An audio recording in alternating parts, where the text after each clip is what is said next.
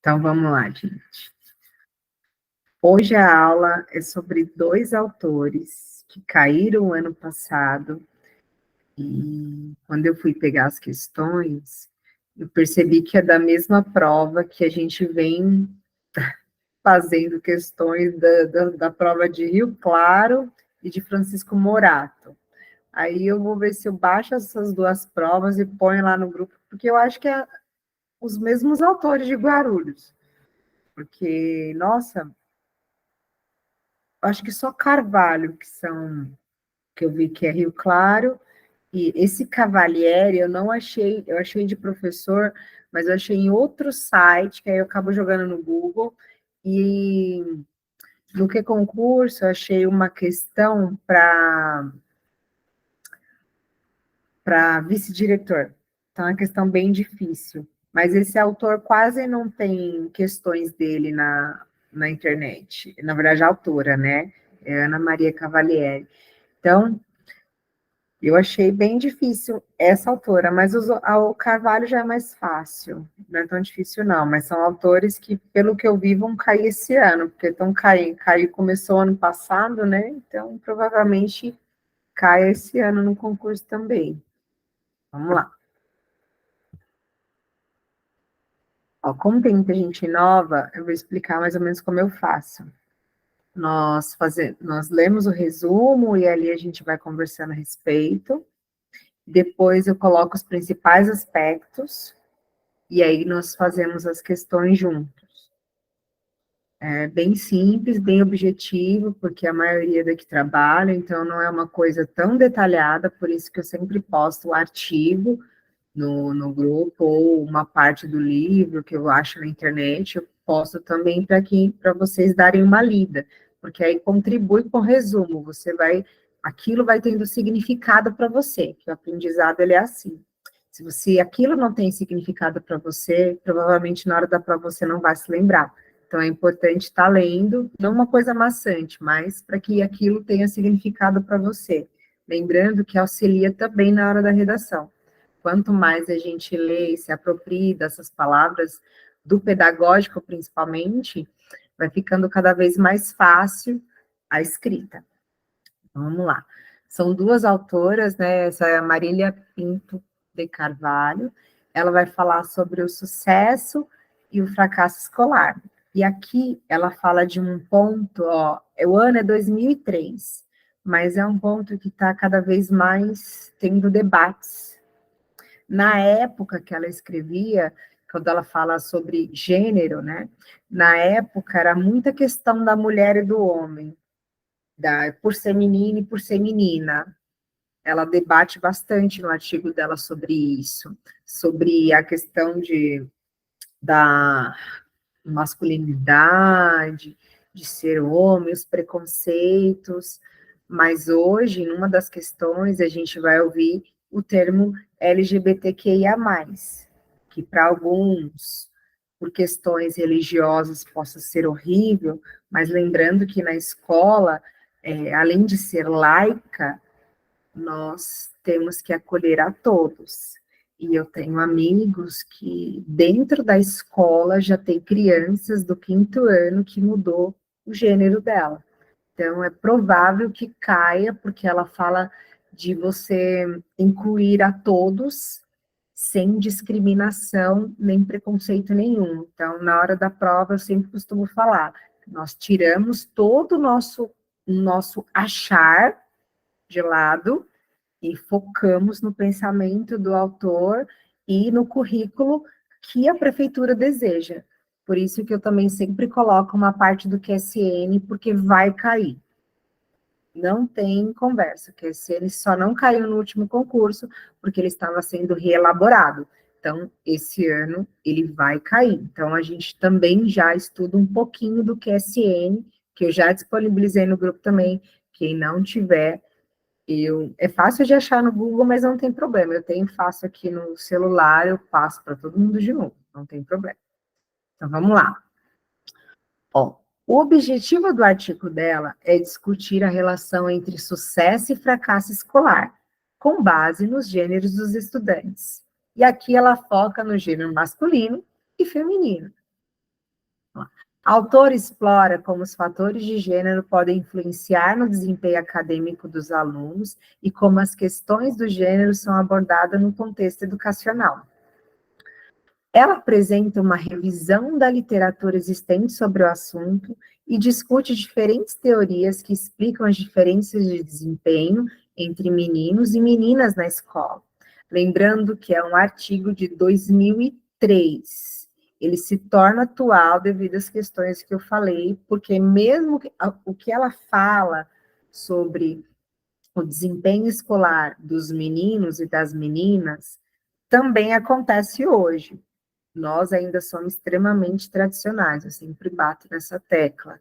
É uma coisa que está enraizada em todo mundo, mesmo aqueles que têm vontade de aprender, como falo, eu me coloco nesse lugar, que eu gosto muito de aprender, eu ainda sou muito tradicional, é uma barreira que eu venho quebrando dentro de mim mesmo, e aqui ela fala sobre isso também, das barreiras preconceituosas que nós fomos ensinados e a gente precisa quebrar elas na hora de ensinar.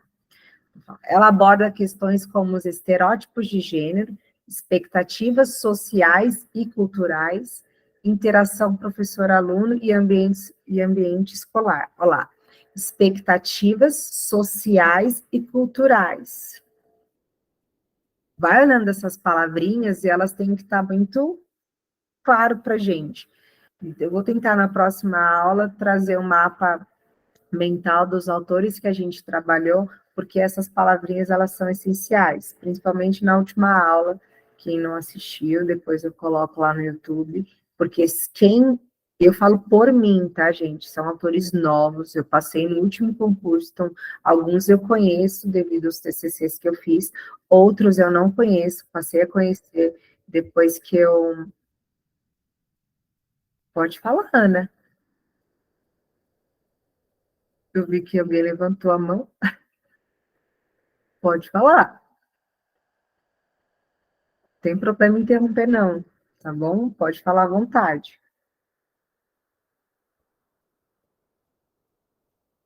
E aí, são autores que, como eu não conhecia, se eu não tivesse lido o artigo... Oi, boa noite.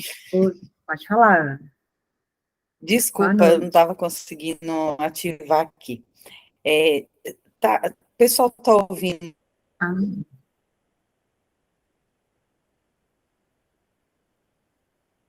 aqui tá bem cortando, você? Felipe. Porque aqui para mim está cortando demais. Eu não sei se é a minha internet, Será que não? Será que é a mas internet? está pausando até sua foto. Não estou conseguindo te ouvir direito. Para mim, eu estou ouvindo Tá cortando aí, normalmente. gente? Só para mim tá cortando. Eu também estou ouvindo bem. Ah, então deve ser a minha internet. Eu, eu ouvi a Tá Rô falar normal? agora que ouvindo normalmente, mas nem cheguei a ouvir tudo. Eu vou continuar aqui. Eu já desliguei tudo que é o Wi-Fi aqui de casa, mas está falhando. Mas vamos lá. Ah, então tá, mas aí qualquer coisa depois eu posso, aí você dá uma olhadinha naquilo que você Ó, a perdeu. sua Não voz foi muita agora coisa eu também, não. consegui ouvir bem, mas aí a sua foto está congelada. Mas até aí tudo bem, eu Ah, conseguindo te ouvir já ajuda. Vamos lá. ah, Desculpa. imagina, tem que falar mesmo, porque pode ser algo que esteja atrapalhando outras pessoas. E acontece em aula ao vivo, é assim mesmo. Bora lá. Então, vamos, Obrigado. Vamos lá. imagina. Então, a importância de você saber as palavras-chave de cada autor. Porque se eu não soubesse dos autores foi Metodologias Ativas, mas eu não lembro o nome dela. Se eu não soubesse que essa autora falava sobre metodologias ativas, a gente não teria acertado a questão. Então, tem alguns autores que é importantíssimo a gente conhecer, tem uns que é fácil da gente resolver, porque é o dia a dia, a maioria daqui já leciona, mas tem uns que é importante conhecer as palavras-chave. Aí eu vou estar trazendo o mapa mental, que agora eu fiquei expert no Canvas. Estou adorando mexer lá. Aí eu vou fazer e trago para vocês a semana que vem. E há algumas palavras-chave, aquelas que eu citei dessa autora. Vamos lá. Ó, ela relata que é importante reconhecer e superar os estereótipos de gênero na educação, promovendo a igualdade de oportunidades e tratamento entre meninos e meninas, sendo que hoje já existe meninos e meninas que decidiram, que os pais decidirem em comunhão com os pais, a mudança de sexo, de nome e tudo. Então, nós temos que ter isso muito claro. E falar de gênero hoje é falar de LGBTQIA+, e entender que isso está na sociedade, e eu, como educador, devo promover a igualdade de oportunidades e tratamento humano para todos, independente do que eu acho. Ela também destaca a importância de uma abordagem sensível ao gênero na prática pedagógica, levando em consideração as características e necessidades específicas de cada aluno. Lembrando, olha lá, levando em consideração as características e necessidades específicas, ou seja, a necessidade daquele aluno. Foi conversado com os pais, que não se vê mais como aluno, ser chamado de aluna. A necessidade, característica específica dele, uma vez acordado isso com a gestão, nós, como educadores, devemos levar em consideração isso. Ó, enfatizando a importância de reconhecer e combater estereótipos de gênero na educação para promover, de novo, lá, uma maior igualdade de oportunidades e resultados acadêmicos para todos os estudantes. Por quê? Como que eu expliquei? Essa autora, como vários autores, quando eles promovem um artigo, eles escrevem um artigo, ele é todo embasado em um estudo. E um estudo acadêmico é embasado em quê? Num mestrado, doutorado, onde eu, como mestranda, vou lá, faço estudo, analiso uma situação, mediante a vários autores, agora eu coloco o meu olhar sobre aquilo, porque eu estou analisando aquelas escolas, eu não estou dizendo o que eu acho, eu estou vendo, eu estou olhando como que é aqueles professores, independente do estudo ali, ela analisou e ela verificou com base em vários autores. Então, não é algo que ela acha, ela analisou, é uma base científica. E aí, o que eles pegam? O resumo desse mestrado e colocam numa revista científica. Então, é isso que ela fez. Ela não colocou o que ela acha. Ela estudou, analisou e escreveu, mediante a muitos autores. Porque precisa se ler muito para se obter uma opinião com base científica naquilo. Vamos lá. E aqui é tudo que eu falei, só que um pouco mais resumido, olha lá, relação entre gênero e desempenho acadêmico, olha lá, de novo, é 2003. Ela discute como meninos e meninas apresentam diferenças do sucesso e fracasso escolar. E aí vai ter questão que vai falar que os meninos são bagunceiros, que, vocês vão ver, é muito o que ela vivia na época. Olha lá, destacando que essas diferenças são influenciadas por fatores sociais e culturais. Acabei de falar, meninos bagunceiros. Eu criei um estereótipo de que todos os meninos são assim, por isso que eles não aprendem. Ela já fala o contrário. Fala, é as características específicas e necessidades de cada educando. Eu não posso falar que todos são da mesma forma. E aí ela fala que essas influências e fatores sociais não podem ser, nós como educadores, não podemos ser influenciados por isso. Não podemos criar um estereótipo por isso. Olha lá. Olha lá, estereótipos de gênero. Aborda a importância de reconhecer e superar esses estereótipos, que é de menino e menina. Mas levando isso para hoje, é muito mais amplo.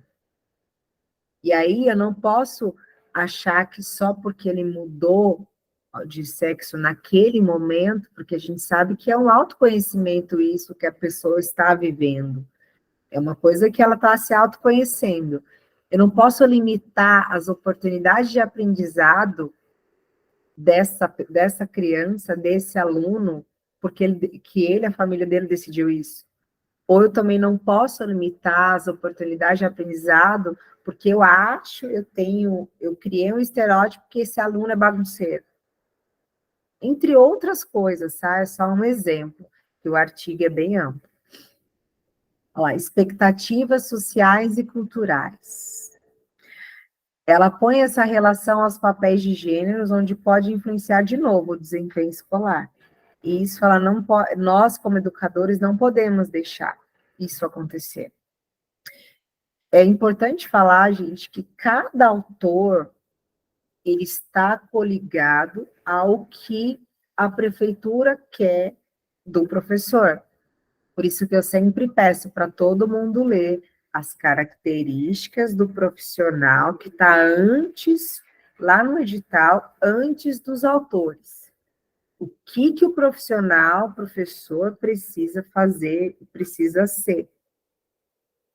Está lá. Todo mundo tem que ler para ter base de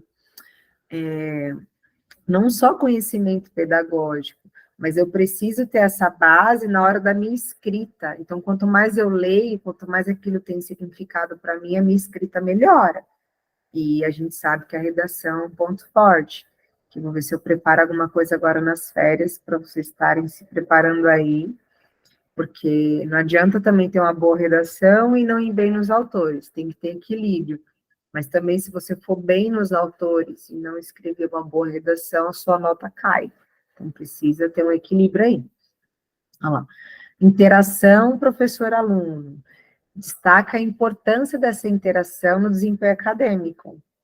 Ó, ela discute como atitudes e expectativas dos professores em relação a gêneros podem afetar o engajamento e a motivação dos estudantes.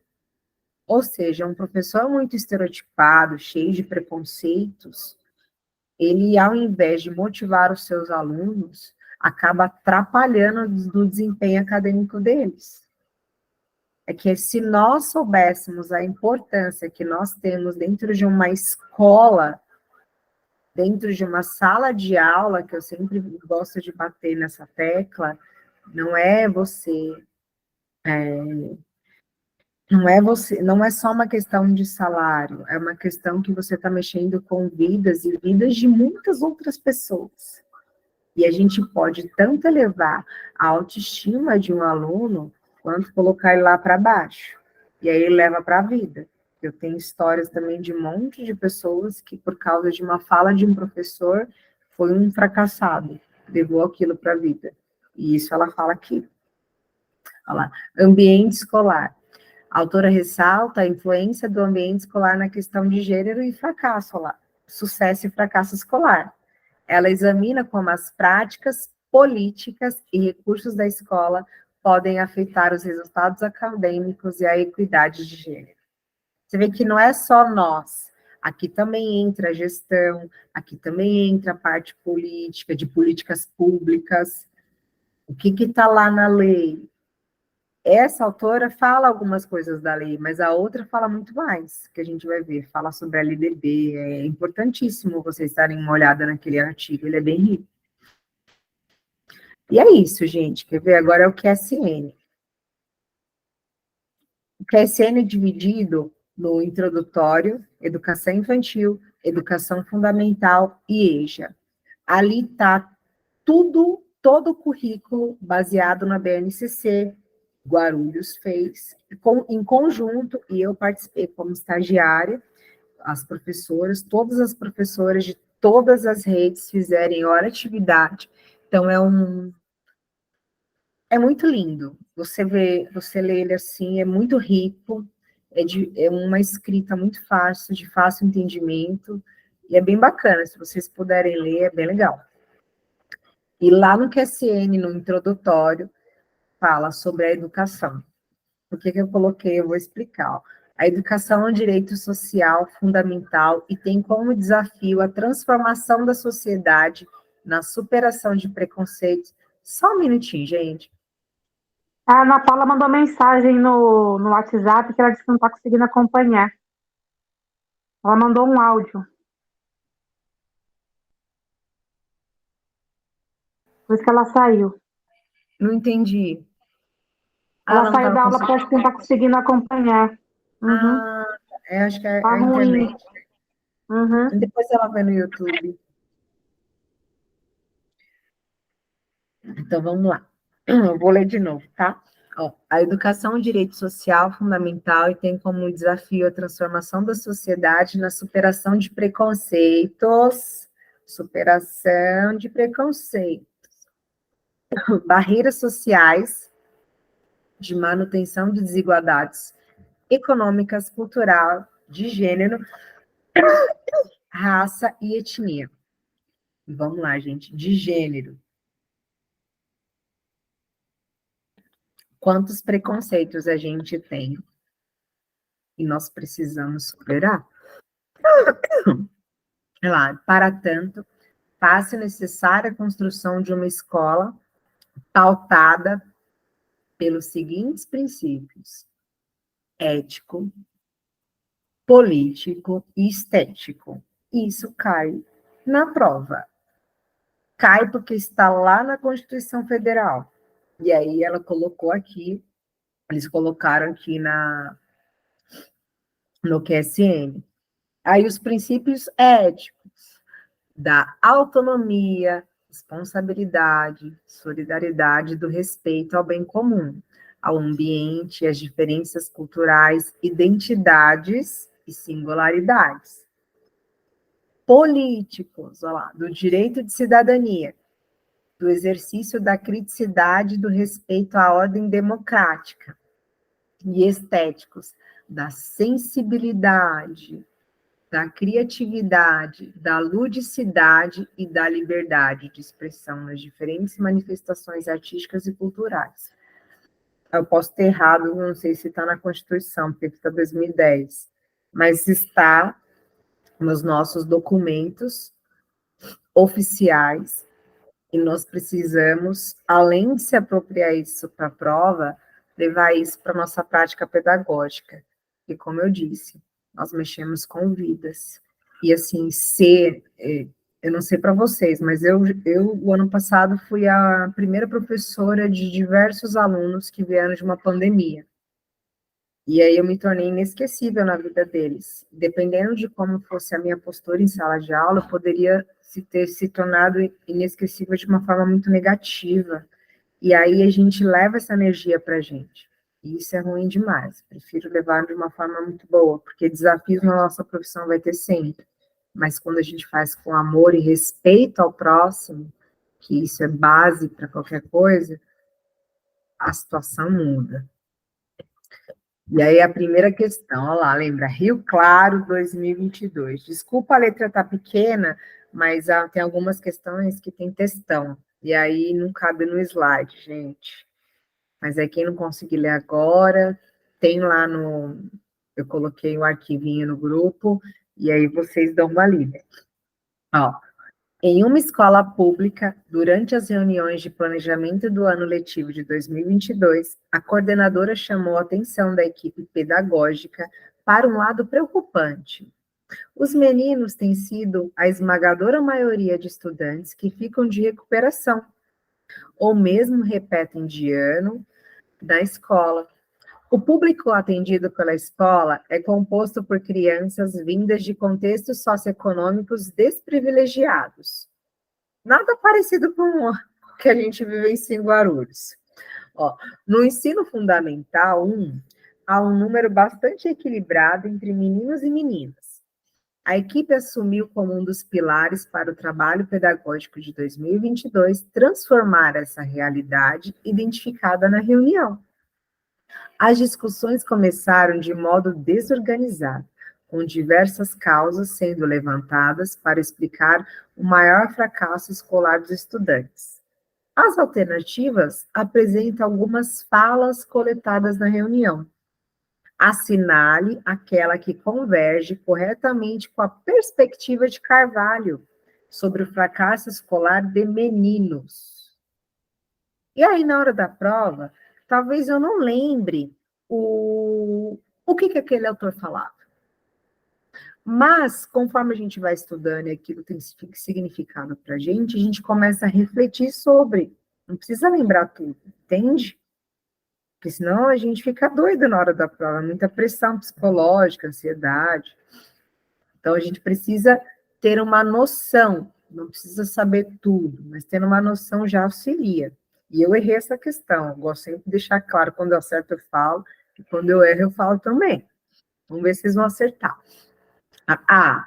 Tenho meninos que são realmente muito bons, melhores que as meninas, mais críticos e criativos, mas a maioria é muito complicada.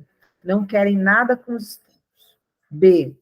As meninas são mais obedientes, calmas e centradas. Por isso, prestam mais atenção e acabam por tirar melhores notas e apresentar bons resultados em média. C. Os estereótipos não permitem que a gente perceba de forma complexa a realidade dos meninos e das masculinidades envolvidas na explicação de seus fracassos. D. Nosso corpo docente só tem mulheres, com exceção do professor de educação física. Acabamos com uma feminização da escola e somos hostis, sem perceber aos meninos. E muitas famílias não ensinam os meninos a cuidar de seus materiais e lições, ou valorizar a escola, e alimentam uma postura de descaso de seus filhos, no limite anti-escola. E aí eu dou um tempinho, e todo mundo vai escrever ou vai falar, porque eu preciso saber, entendeu? O professor é assim, gosta de saber o que todo mundo está pensando, ver os erros, até mesmo para aprimorar a prática, né? Bora lá, vamos pensar e falar ou escrever. Quem tiver com vergonha de falar, tem as mensagens que dá para mandar. Ó, já teve uma amiga que mandou, ó.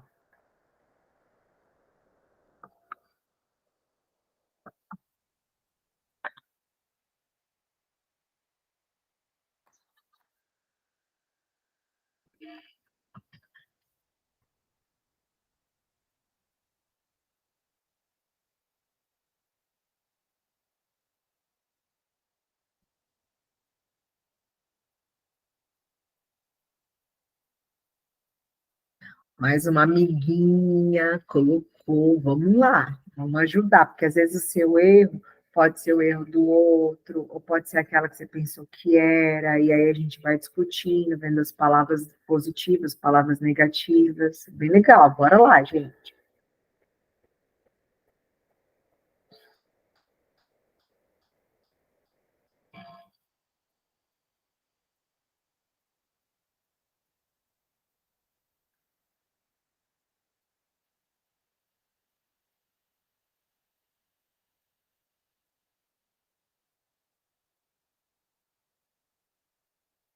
Dá mais uma, aí vamos se empolgando, isso aí.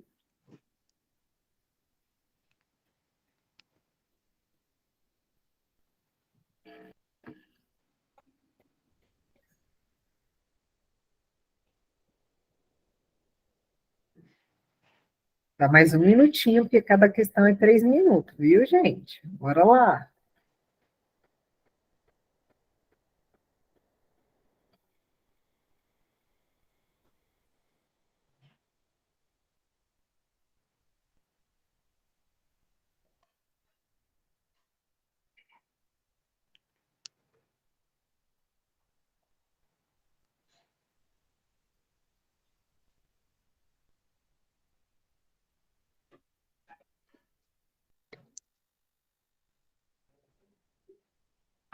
Vânia, a gente está resolvendo a questão.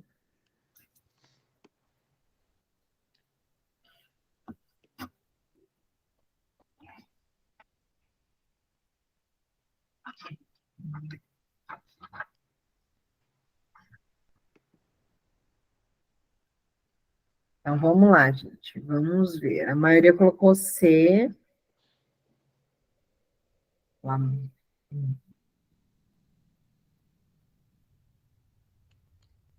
A maioria foi C. Então, vamos discutir o que está errado na A. Tem meninos que são realmente muito bons, melhores que as meninas, mais críticos e criativos. Mas a maioria é muito complicado, não querem nada com os estudos. E aí, qual a postura que essa pessoa está tendo? Ela está estereotipando os meninos, falando que a maioria não querem nada com estudos? Ou ela está olhando a singularidade de cada estudante, de cada aluno, que a gente, que é professor, sabe, não é fácil, e vendo por que será que ele não aprende? É porque ele é menino e não quer nada com nada? Pode isso? Pode, né? Então, é isso que está errado. Essa partezinha, deixa eu ver se eu... Essa partezinha aqui, ó, não querem nada com nada. É que eu tenho que estar no slide. Quer ver? Deixa eu parar a apresentação e aí eu coloco lá.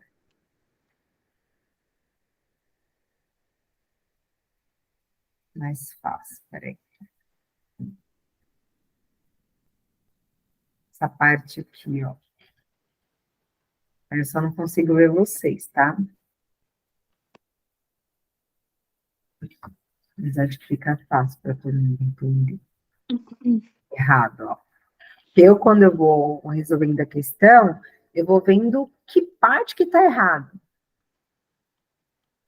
Porque quando ela fala que são muito bons, mais críticos e criativos, mesmo aqui ela está estereotipando, não pode, né? A gente tem que ver a singularidade de cada aluno. Lá na B. As meninas são mais obedientes. Aqui ela já estereotipou, falando o que as meninas são. Na verdade, não é isso, né? A gente sabe que tem menina que só Deus na causa. E é cada aluna, a sua singularidade. Mas eu tenho duas meninas que são muito mais bagunceiras que muito menino. Então, não é porque é menino ou menino. Tem nada a ver uma coisa com a outra. São crianças. Tem crianças que vai dar muito, que vão ser muito mais desafiadoras, e tem crianças que não. São mais tranquilas. Não é porque é menino ou menina. Que aqui, no caso, a gente tem que ver a questão do gênero, né? Que ela está falando que a gente não pode fazer isso. A C, o pessoal vai com a maioria, vamos ver se na D tem alguma coisa errada. Nosso corpo docente só tem mulheres, com exceção do professor de educação física. Acabamos com uma feminização. Como assim?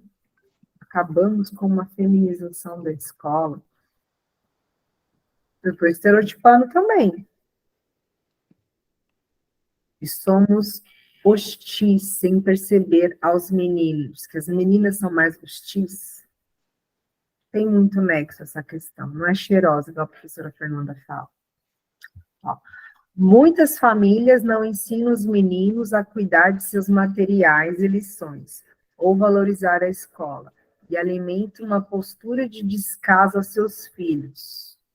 No limite, na escola, ela está falando que a maioria das famílias fazem isso. Por isso que os meninos são bagunceiros. É pão caseiro, cocado caseiro. E não é isso. Quase. Quase indo, veia. Então, ó a resposta lá. É assim mesmo. Ó, os estereótipos não permitem que a gente perceba de forma complexa a realidade dos meninos. Porque a gente está estereotipando, a gente está falando que todos os meninos são bagunceiros. Então, a gente não consegue ver o porquê que eles são assim. O que acontece com essa criança para ela estar tendo esse tipo de comportamento? Olha lá. E das masculinidades envolvidas na explicação de seus fracassos. O que está acontecendo para obter aquele fracasso? O que tem aí por trás? Então, na hora da prova, tem que estar muito isso na mente de vocês. Deixa eu ver. Isso. A resposta, né? Vamos lá. Deixa eu sair, senão... Peraí.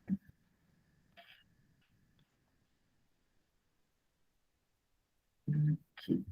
Questão de slides. O maior, né? Vamos lá, questão, aí já é Francisco Morato, tá igual a prova tá igual ao autor passado, caiu tanto em Claro quanto em Francisco Morato. Olha lá. O Grêmio Estudantil de uma escola se reuniu, ó, gente, é o mesmo autor para duas provas diferentes no mesmo ano.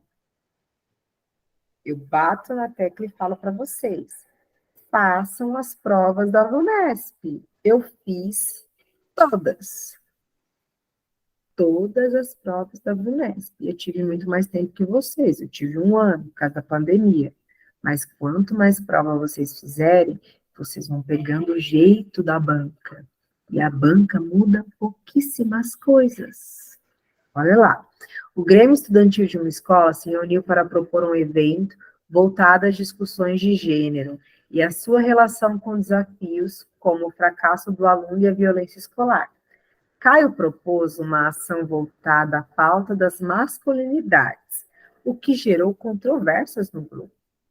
Qual fala seguinte expressa uma posição coerente com o que defende Carvalho, tendo em vista uma educação para o respeito à diversidade e ao convívio com as diferenças? Mudou o contexto, mas é a mesma coisa. Qual fala? Na outra questão foi uma fala também. As questões de gênero são sobre as mulheres e a opressão que historicamente enfrentam. Não tem cabimento tratar também dos homens e seus problemas nesse momento. B.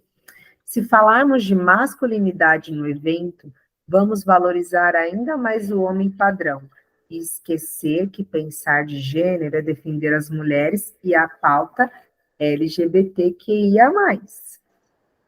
C. Se queremos igualdades quando falamos de feminismo e valorizamos as mulheres e suas necessidades, temos também que falar de masculinidades para equilibrar o jogo.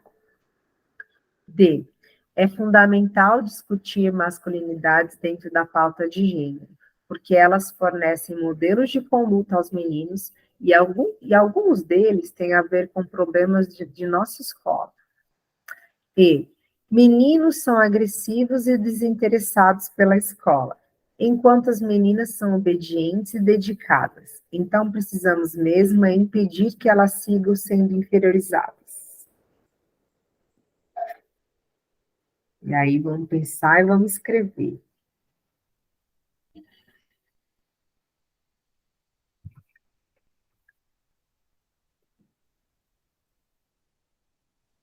Acho que é assim. Não sei, será?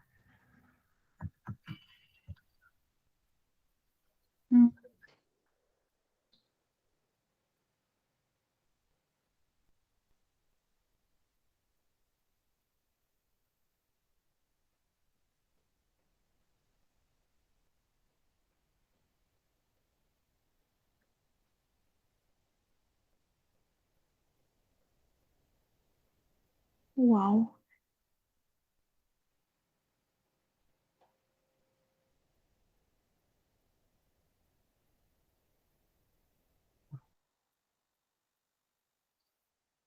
Vamos lá, gente, vamos escrever.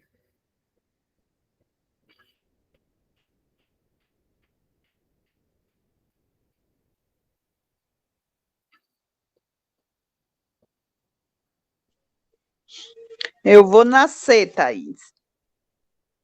Vamos lá.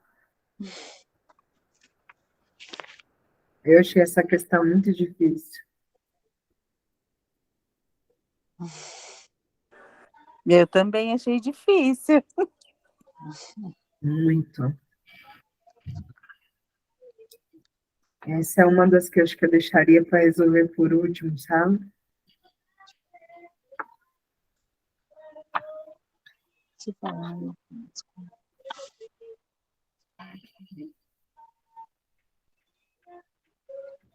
Eu fico nascer mesmo.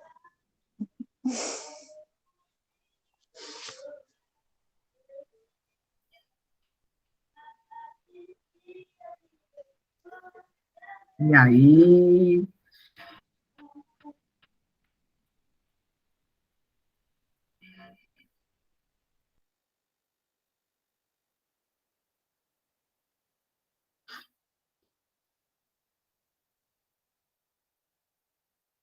Tá, então, vamos lá. A maioria falou assim de novo, né? Vamos olhar aqui. Aqui só uma pessoa escreveu.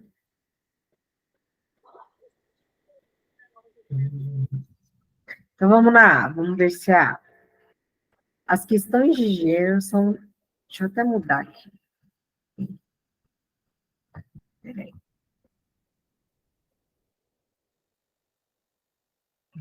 Que aí eu vou escrevendo. Ops. Que doido. E aí vamos mostrando colocando em vermelha. Aqui, vamos lá. As questões de gênero são sobre as mulheres e a opressão que historicamente enfrentamos. Não tem cabimento também a tratar também os homens e seus problemas neste momento. Então, essa ficou bem clara que não é, né? Porque se nós temos que tratar todos iguais, então é essa parte aqui que está errada. Agora, B. Se falarmos de masculinidade no evento, vamos valorizar ainda mais o homem padrão e esquecer que pensar gênero é defender as mulheres e a pauta LGBT. Mas quando a gente fala de gênero, não é só uma questão de mulher LGBT. Tem os homens também. Nós professores temos que olhar os dois lados e reconhecer a pessoa dentro da sua singularidade. Não só porque ele é homem ou mulher, nem LGBTQIA+. Independente disso, é a singularidade de cada pessoa, porque também a gente pode tratar de dar aula no EJA. Então, é a singularidade de cada aluno, né? Então, essa daqui está errada porque a gente não valoriza o homem padrão e esquece do outro. Só porque eu estou falando de gênero, a gente tem que ver tudo. Ó, o pessoal falou a C, mas vamos dar uma olhadinha na I. Eu não sei vocês, eu tinha ficado nessas duas aqui. Ó, meninos são agressivos e desinteressados pela escola. Ele já estereotipou, então isso aqui já estava errado.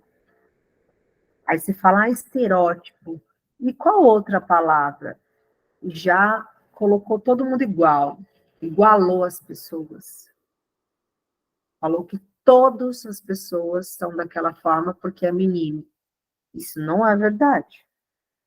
Além de não ser verdade, não é o pensamento daquela autora.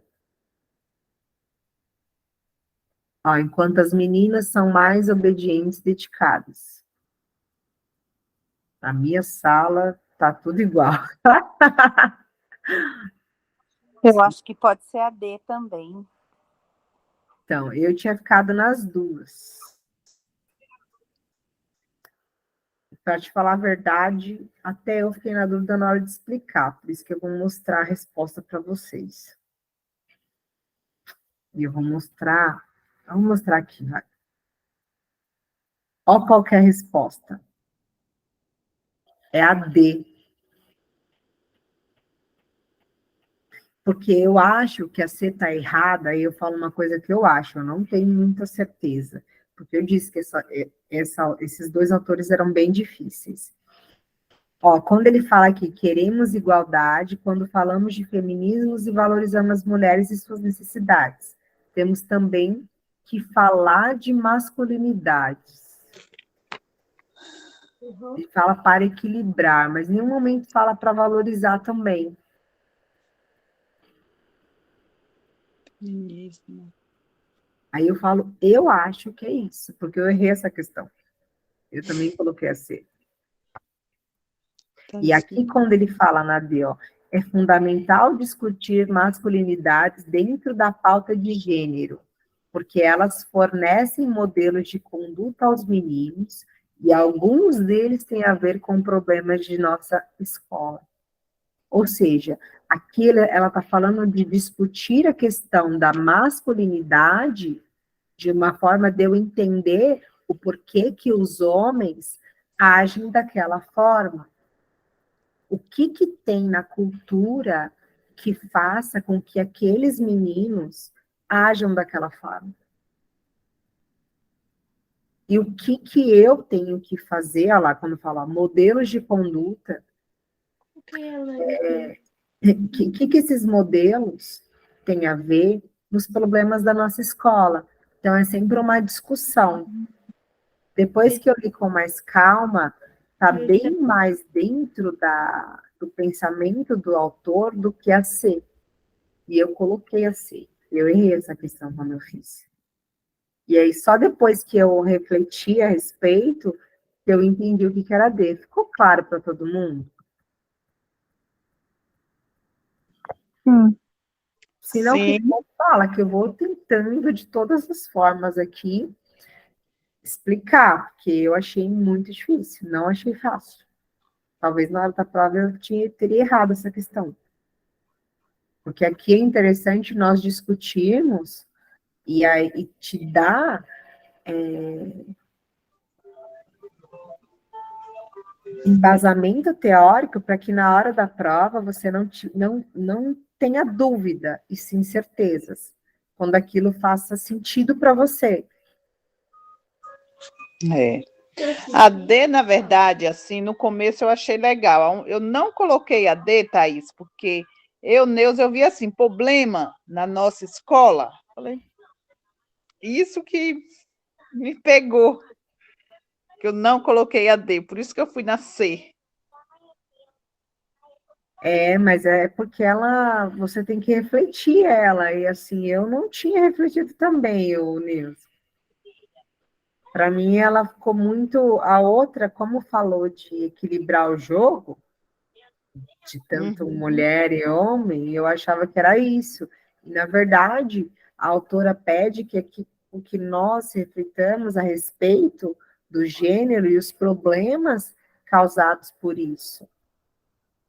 Por exemplo, quais as condutas que a maioria das famílias, que aquelas crianças têm em comum por ser meninos, e eu reflita sobre isso e veja o que está acontecendo ali, como que eu posso, entendeu? Como que eu posso resolver aquele problema? Por isso que a AD, você vai falar, é fundamental discutir isso na escola, mas discutir para quê? Entendeu? A discussão dela é ver o que esses modelos têm a ver com os problemas da escola. É refletir a respeito. Mas eu achei ela muito difícil. Muito mesmo, viu?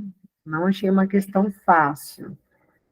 E por ser um autor novo, né, assim, não autor antigo que a gente acha.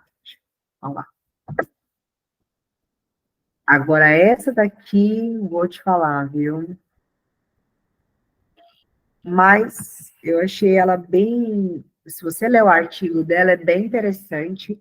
Ela coloca as leis em que ela se embasou, a Ana Maria Cavalieri, porque aqui ela vai falar de escola pública de tempo integral no Brasil. Aí ela fala filantropia ou política de Estado. E aí ela vai colocar ali as leis que embasam o porquê que a escola tem que ser o dia todo.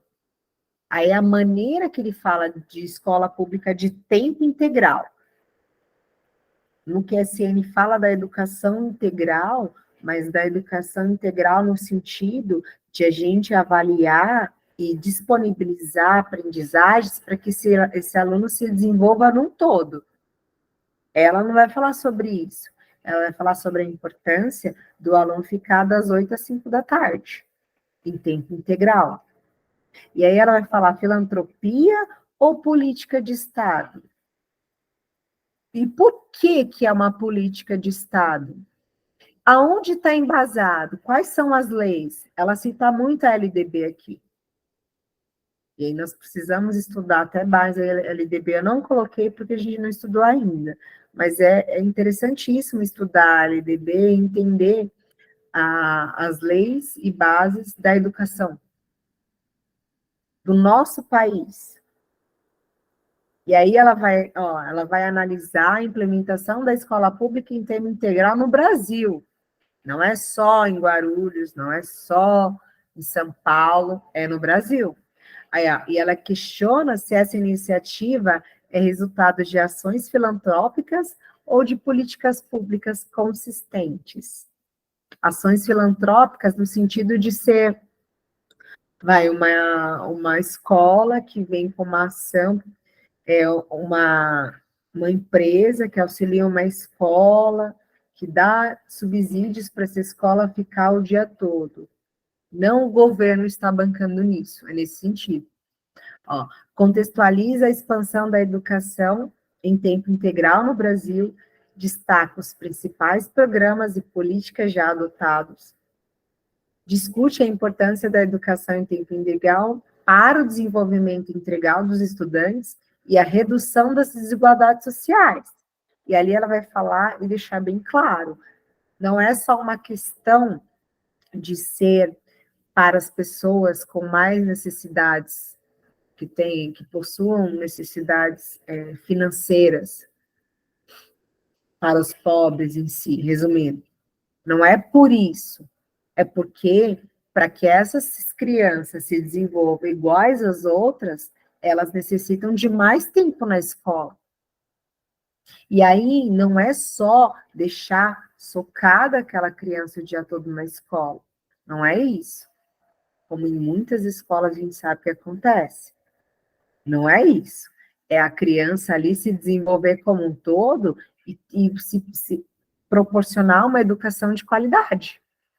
E aí ela vai falar, aonde que está na lei isso? E ali ela cita muito a LDB. Só que eu não tive hoje condições de tempo de citar cada artigo que ela coloca. Por isso que eu coloquei no grupo para vocês lerem. É importantíssimo entender isso. Vamos lá. Ela destaca também a participação de organizações da sociedade civil, empresas e fundações na criação e financiamento de escolas em tempo integral. Quem conhece uma escola de tempo integral que é financiada por empresas? Vamos lá. Tem uma aqui em Guarulhos. O SESI, gente.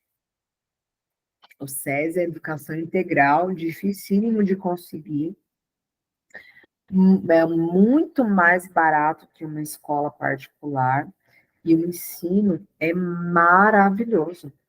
A criança, ela fica o dia todo lá, mas ela tem diversas atividades, entre natação, que entra na parte de esportes, e assim, tem alimentação de qualidade, e a gente paga um valor baixíssimo. Eu tenho 2 casais de amigos que os filhos estudam lá, mas ainda não é para todo mundo.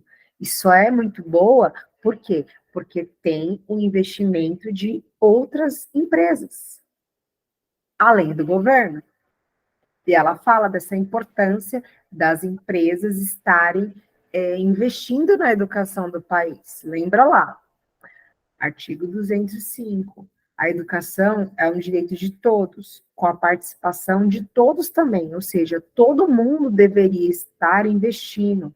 Nos Estados Unidos isso é muito comum, as empresas investirem tanto em faculdades como em escolas, até mesmo quem tem muito dinheiro faz questão de fazer doação para a escola que estudou, ou seja, é um país onde tem um Dia Nacional da Gratidão, onde eles agradecem pelo que eles têm. Para eles é muito comum, para nós ainda não, mas existe essa necessidade para que a educação mude. Então, ela fala sobre isso.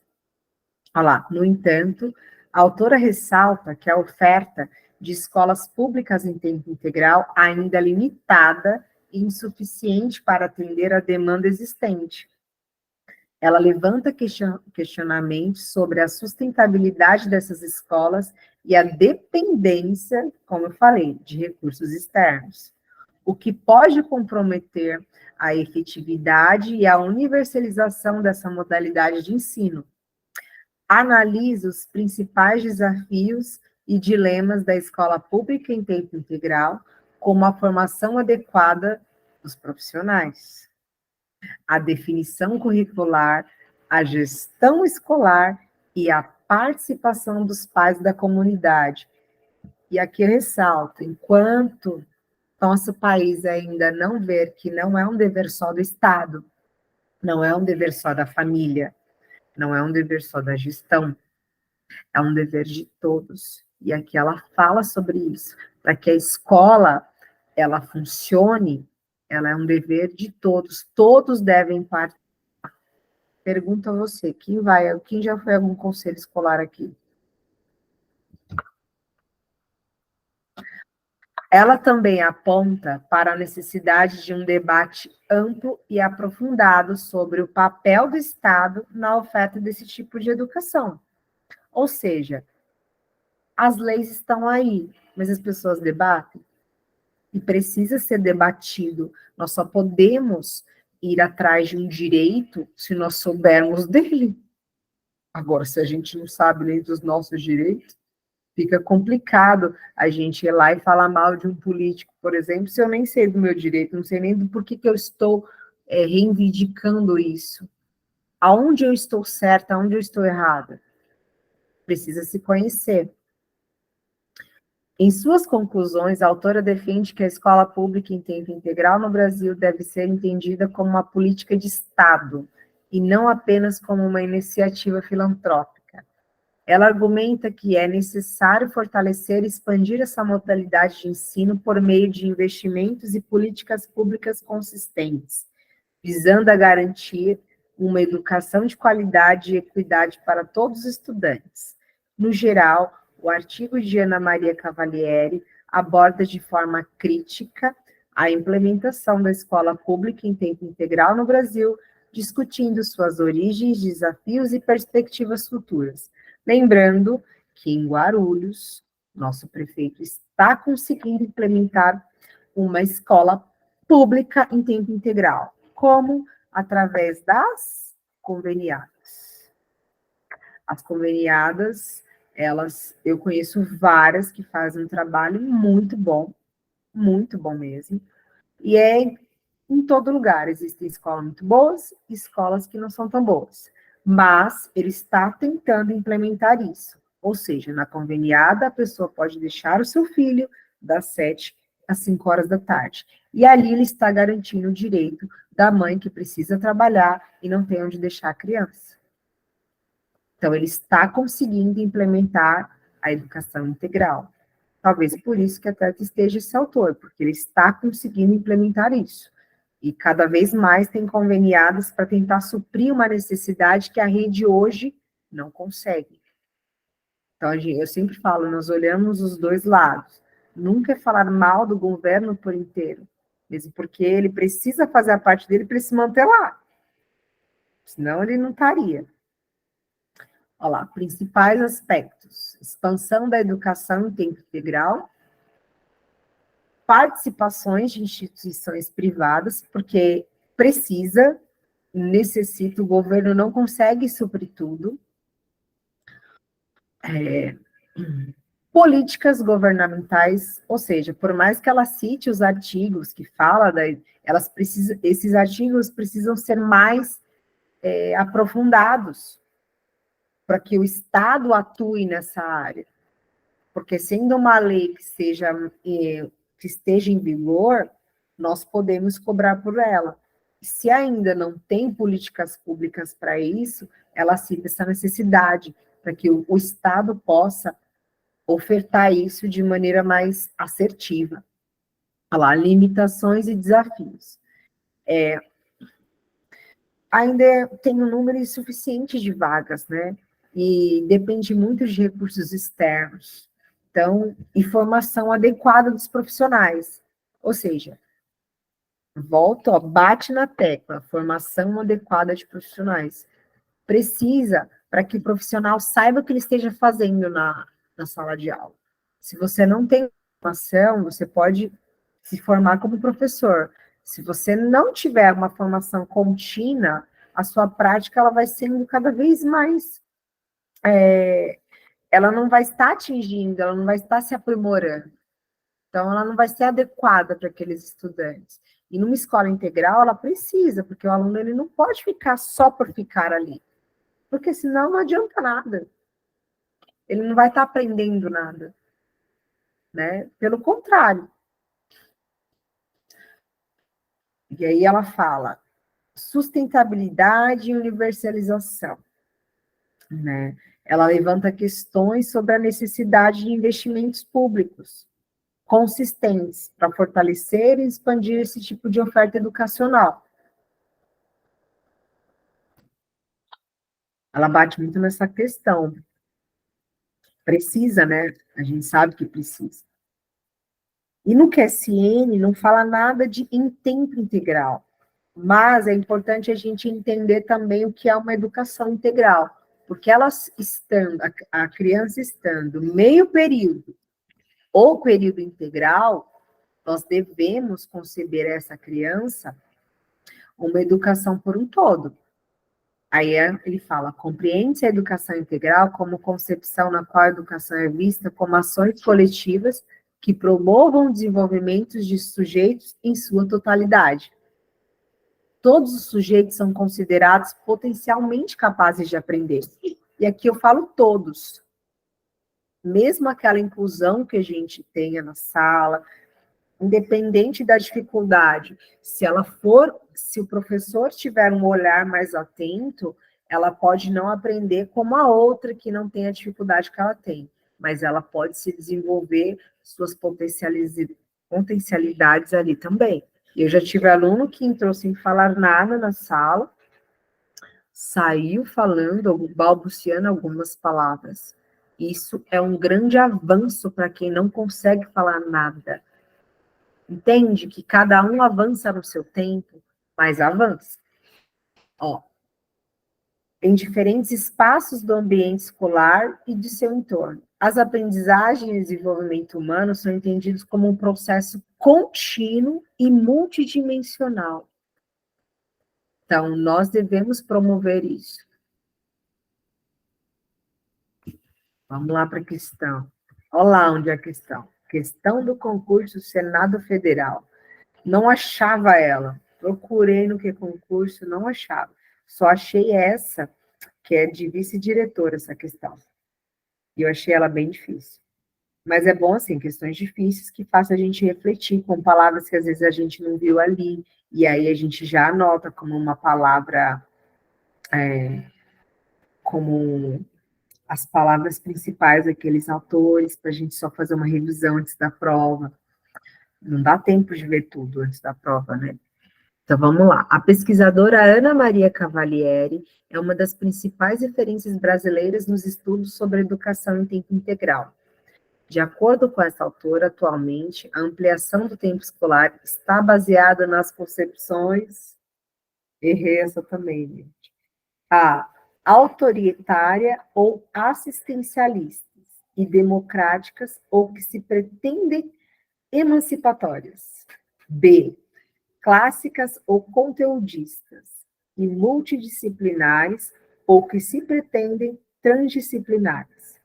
C, liberais orientadas para o trabalho e humanistas, ou que se pretendem libertárias.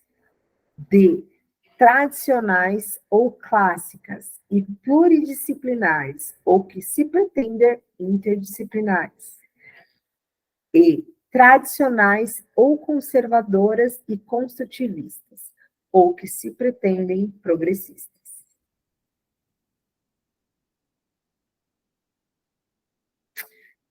Eu achei ela, assim, difícil. Mas a gente tem que pensar no quê, ó?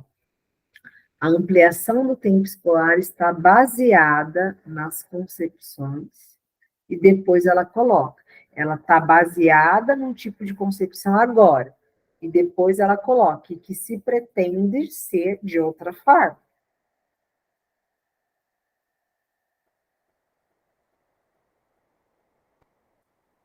Vamos pensar. E aí a gente coloca ali. Então, vamos colocar a resposta que vocês acham aqui. Não tem que estar vergonha de que está errando, porque errar é para errar agora. A gente não pode errar no dia da.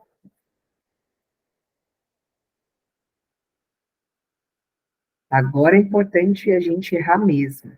E aí a gente vê no erro onde a gente vai acertar. Igual eu falei, eu errei, depois eu refleti melhor e falei, poxa, é essa, aquela outra questão, lembra? Que fez eu deu um up na minha mente na hora, mas depois não tem problema, porque eu errei muito antes de ir bem na outra prova, muito mesmo. E se não fosse os erros, talvez, né?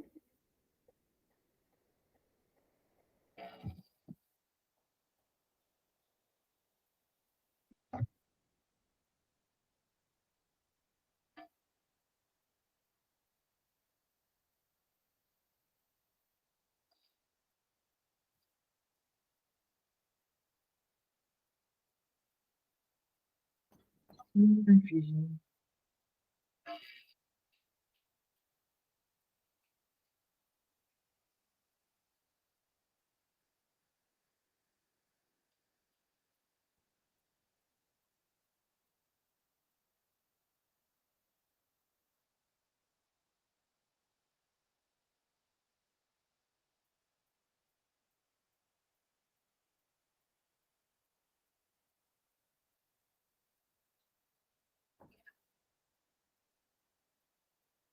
E aí, gente? Tem mais?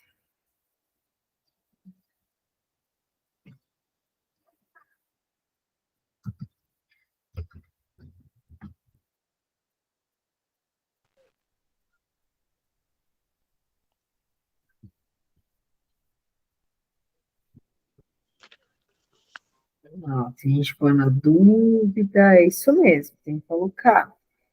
Eu errei essa. Achei ela muito difícil.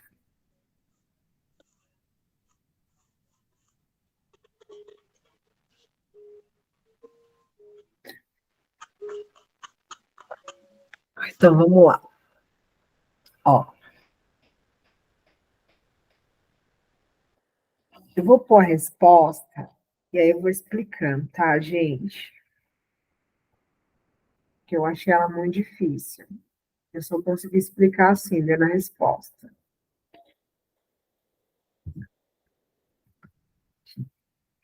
Olha qual que é a resposta. Ixi.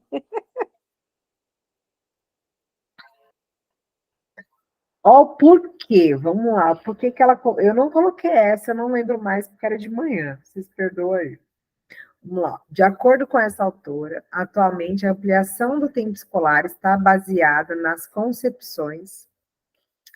Ó, até então, autoritário, eu não pensaria, mas quando eu vi assistencialistas e democrática, tá. Infelizmente, as crianças são depositadas, né, lá. É só a parte de cuidar, não tem tanto o ensinar, o educar. E é democrático porque precisa, né? Pode falar, Raquel.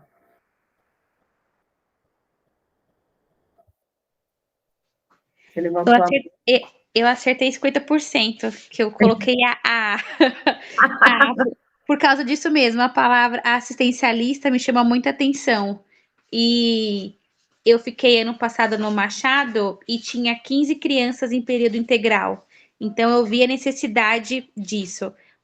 Hoje aqui na nossa escola, aqui no Marlene, eu já não vejo mais nenhuma criança de período integral. Então precisa muito, né? Infelizmente, precisa. Sim, e assim, por isso que os estágios, a maioria dos estágios estão indo para as conveniadas, Sim.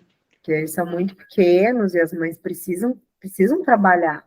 Ó, eu morei no interior 4 anos. E todas as escolas de lá, das prefeituras de lá, que são inferiores a Guarulhos, né? A renda per capita, Sim. todas são de período integral. Todas, todas, todas. Pode ser um município de 15 mil habitantes, a prefeitura de lá é integral. Pode ser uma cidade grande, Araçatuba, integral também. E aqui a gente não consegue ainda, né, ter de qualidade. Não, e assim, quando ficam, é desgastante, porque é a mesma merenda eles comem. Quando é uma escola que não está preparada para o ensino integral, Virou depósito, né? vira um Continuou o depósito. depósito. Se estuda muito, mas nada mudou. Não muda, e assim, quando eles colocam lá no Manuel, tinha uma aluna do estágio 1 que ficava o dia todo, e dava muita dó dela, porque a mãe precisava trabalhar, e aí ela ficava para lá e para cá, e era a mesma merenda, e às vezes, assim, eu senti uma dó dela, porque uma professora pensava de um jeito, a outra pensava do outro, e aí não tinha aquela conexão, às vezes ela via a mesma atividade, e não é esse o objetivo da educação integral. Sim, é verdade. Não é esse. O objetivo é que a criança se desenvolve, para isso precisa de planejamento. Por isso que ela fala da gestão, é uma junção de fatores. Não é só um, entendeu? E aqui Sim. no autoritária, as nossas gestões ainda, eu entendo na concepção do quê? Que decidiu que ia ser assim e acabou, e pronto. Aquela coisa bem autoritária. Tá bom, pode ser, mas não tem nada planejado para isso. Eu entendi dessa forma, tá, gente? Vocês podem falar, se eu estiver errada, não tem problema, a gente vai aprendendo. Aí agora as outras.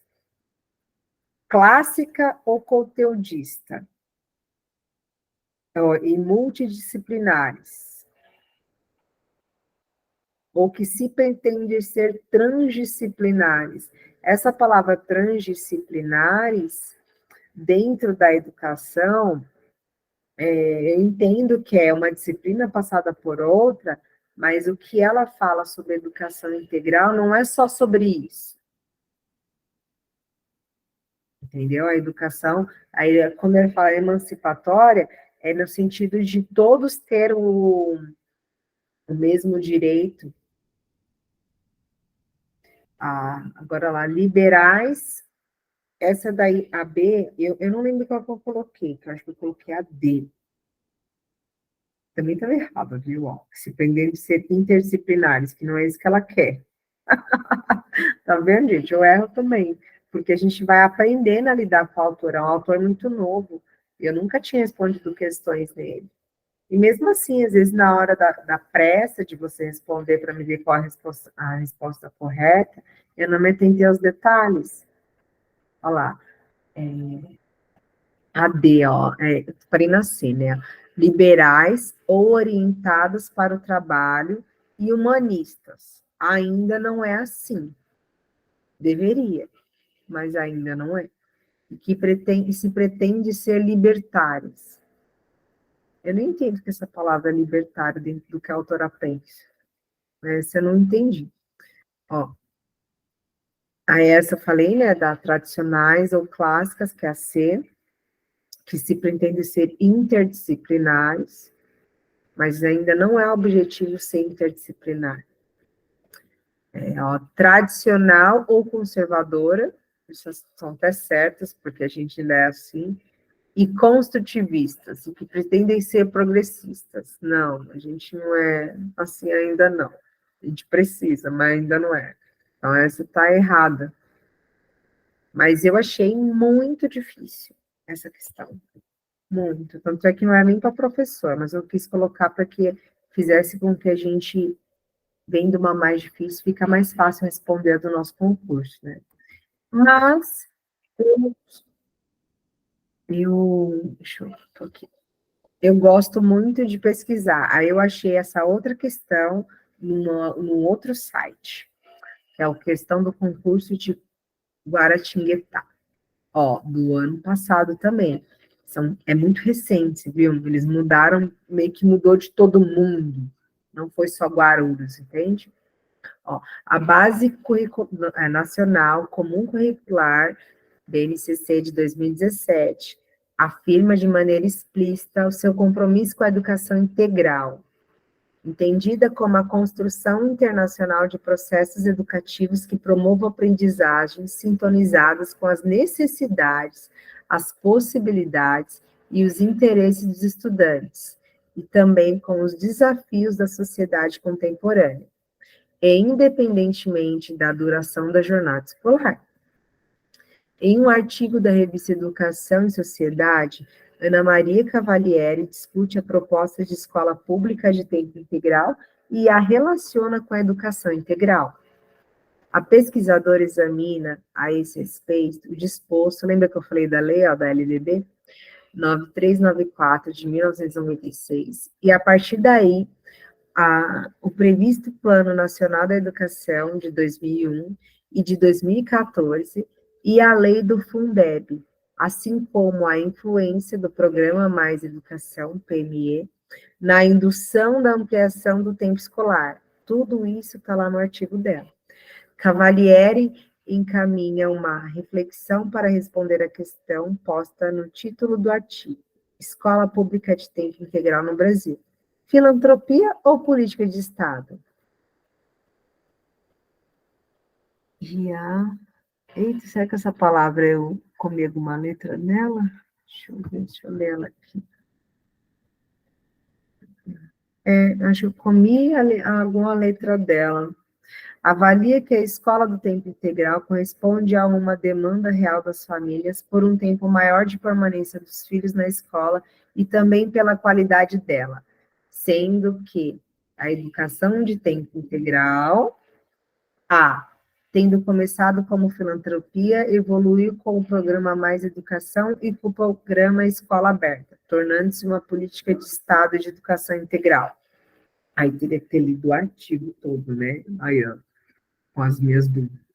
B, com o programa Dinheiro Direto na Escola, tornou-se política de Estado, ao possibilitar que cada escola remunerasse voluntários para oferecer atividade de educação integral no contraturno. C, só será política de Estado democrática de educação integral se for para todos, incorporada ao currículo, mesmo que para a camada social mais vulnerável possa assumir um caráter compensatório. D, graças ao significativo avanço alcançado em suas experiências em diferentes estados e municípios, desqualifica como preconceituosa a discussão em torno de seu caráter filantrópico ou de política de Estado. Ou E, mesmo presente na legislação e nos documentos oficiais enquanto ideia, não ganhou estatura de item, com metas específicas no planejamento educacional, permanecendo diluída em outros itens. E aí, pessoal? Fácil ou difícil?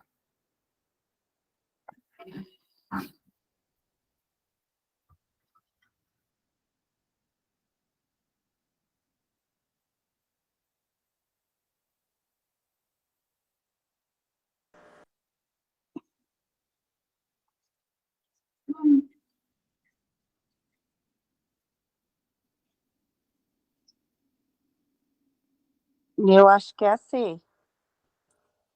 Também. Quem dá mais?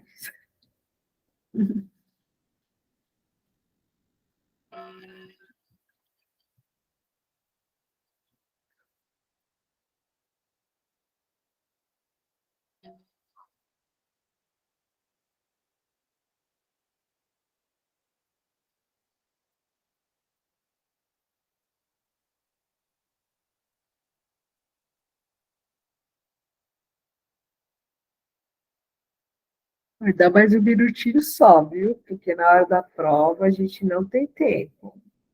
Entendeu? É fazer as questões, marcar aquelas que você está com dúvida, tipo que a Raquel fez na E, e ó, seguir para outra.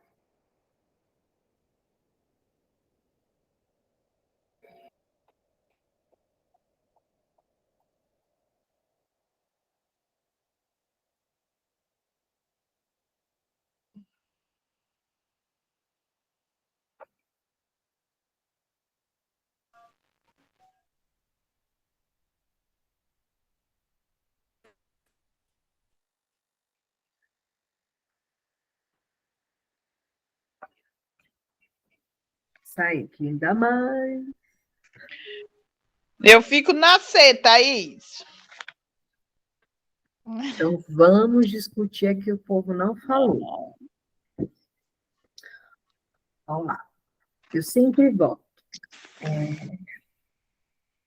Avalia que a... Muito bem, vamos ver. Colocaram na C e na E, né? Então, vamos lá. Avalia que a escola de tempo integral corresponde a uma demanda real das famílias por um tempo maior de permanência dos filhos na escola, e também pela qualidade delas, sendo que a educação de tempo integral, deixa eu ver, assim, não consigo, deixa eu fazer assim, melhor. Tendo começado como filantropia, evoluiu com o programa Mais Educação e com o programa Escola Aberta, tornando-se uma política de Estado de educação integral. Mas a gente falou até agora que ainda não tem uma política que seja completamente aberta, que necessita que todos os municípios façam uma educação de escola integral. Então, isso daí não é real, porque a gente viu que ela fala sobre isso no artigo. B. Com o programa Dinheiro Direto na Escola, tornou-se política de Estado ao possibilitar que cada escola remunerasse voluntários para oferecer atividade de educação integral no contraturno. Mas se ainda não tem nem escola integral, como que tem um programa desse? O pessoal quer a C, então eu vou na D agora, tá? Graças ao significativo avanço alcançado em suas experiências em diferentes estados e municípios, desqualifica como preconceituosa a discussão em torno de seu caráter filantrópico ou de política de Estado? Como assim preconceituosa, sendo que é uma discussão, não é nada que fale mal ou bem? Mas isso porque a gente estudou. Talvez na hora da prova gerasse dúvida, né? Em todas essas. Para mim, não são questões que eu acertaria se eu não soubesse nem um pouquinho do autor. Me geraria dúvida, até mesmo na A e na B. Lembra que a gente está estudando agora, e se não tivesse? E agora as meninas se falarem entre a C e a E. Aí eu vou pôr a resposta, põe duas, eu ponho a resposta e a gente vê o erro da outra, tá? Ó. É a C. E aí vamos ver o erro na E e a gente verifica se é a C mesmo, não verifica se é a C mesmo, porque é a C, mas aonde tem alguma coisa ali que poderia ter gerado dúvida. Vamos lá, na E. Mesmo presente na legislação e nos documentos oficiais enquanto ideia, está certo, não ganhou estatura de item, com metas específicas no planejamento educacional, permanecendo diluída em outros itens. Mas eu acho que ela está no plano educação, no PNE. Só que, como é um plano para 10 anos, não significa que tem que ser feito, entendeu, Raquel? Tão rapidamente. E aí um governo vai jogando para o outro. Eu entendo dessa forma. Mas é um artigo que eu até preciso ler ele novamente, porque eu não li ele com tanta exatidão, eu fui pegando as principais ideias, eu fiz uma leitura dinâmica. E aí ela fala bem detalhadamente das políticas públicas, e é algo que eu preciso entender, porque também vai cair no meu, e até mesmo para se apropriar mais, sabe, das políticas. E ela fala, tanto da LDB, ó, aqui no artigo cita, quanto do Plano Nacional de Educação, e tem tanto de 2001 como 2014, e eu acho que uma das metas dele é ter a educação integral para todos, e a lei do Fundeb. Então, isso daí existe como documentos oficiais, e aí fica interessante até para falar na próxima aula, porque aí dá para retomar esse autor, né? E aí a C lá, só será uma política de Estado democrática e de educação integral se for para todos, e incorporada ao currículo, porque ainda não foi, mesmo que para a camada social mais vulnerável possa assumir um caráter compensatório, Ou seja, compensatório no sentido de porque você precisa, eu estou te dando. E, na verdade, não é isso que ela quer. Não é isso que ela vê. Ela vê educação integral para todos, igual nas cidades que você foi, Raquel. É para todos. Todas as escolas são em período integral. E aí não é só a educação infantil, né? São todas as etapas do ensino básico. É para todo mundo. E aí eu acho que aí eu tô falando a minha opinião, por isso que eu falo o que eu acho. E é muito difícil essa questão, não é uma questão fácil. Eu não achei. Então não se sinta mal de ter errado, viu? Eu sempre falo isso, porque é muito difícil. Eu também ficaria entre as duas na hora da prova. Não tá tão. Eu fiquei muito em dúvida também, por isso que eu nem respondi. Eu falei, vou esperar a resposta. Não deveria. Não Não vou deveria. responder, porque eu falei, eu vou ficar na dúvida. Eu falei, vou confirmar, que aí Não. eu já vou ficar mais atenta. Na hora da prova você não vai ter você não vai ter quem fale para você. Aqui é para errar mesmo. Eu fiquei entre a C e a E também.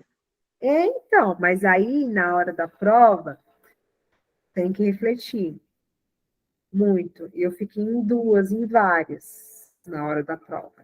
E aí eu vou falar igual a professora Fernanda, qual que é a mais cheirosa?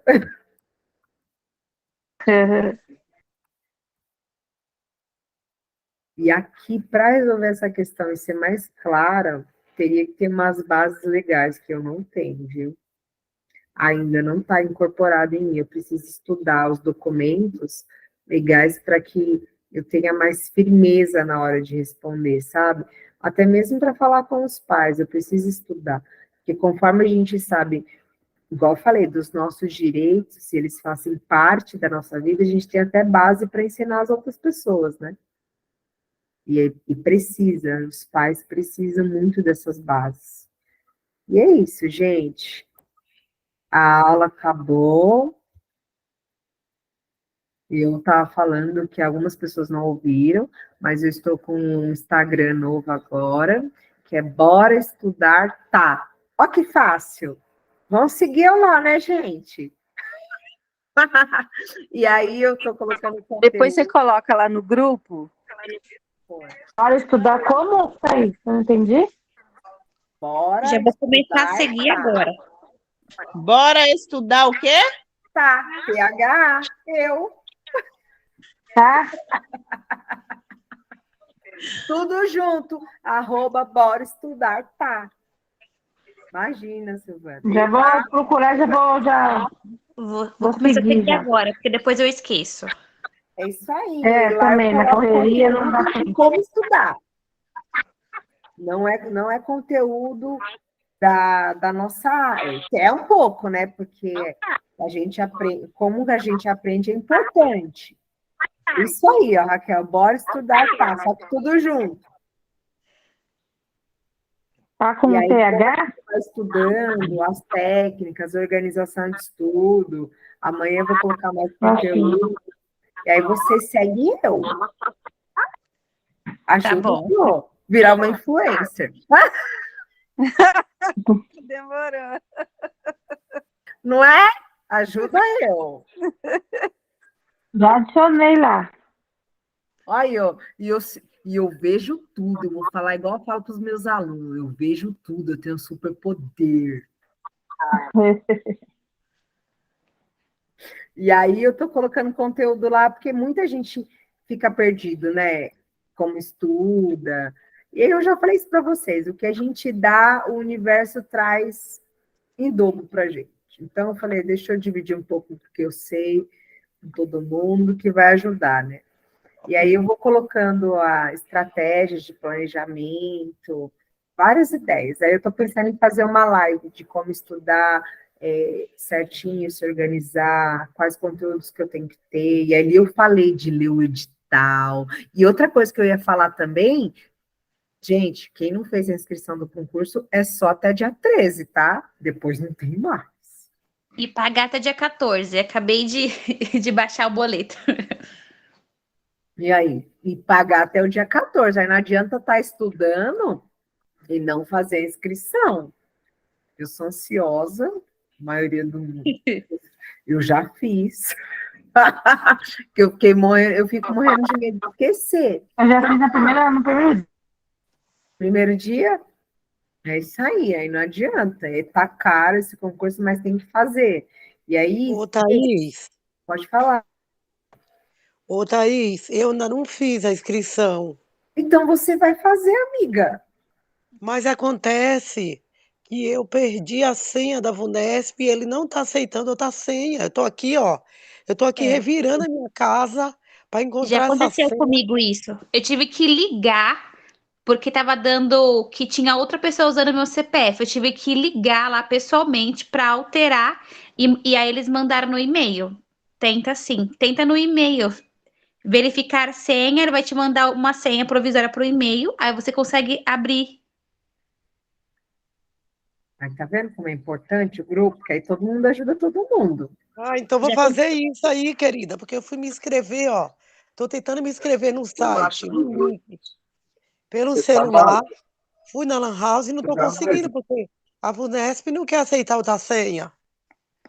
Então, aí você coloca esqueceu a senha, coloca o seu e-mail ou o seu CPF, aí vai esquecer a senha, vai perguntar assim, reencaminhar para um telefone ou para outro e-mail. Aí você vai selecionar lá, mas você consegue sim, porque eu consegui. Eu não consigo acessar no meu celular, só no notebook, porque eu salvei, senão aí vai dar problema de novo se eu mexer no celular. É bom usar ou só o computador, ou só o celular, ou gravar a senha. Ô, Raquel, a gente Oi. não trabalhou junto lá no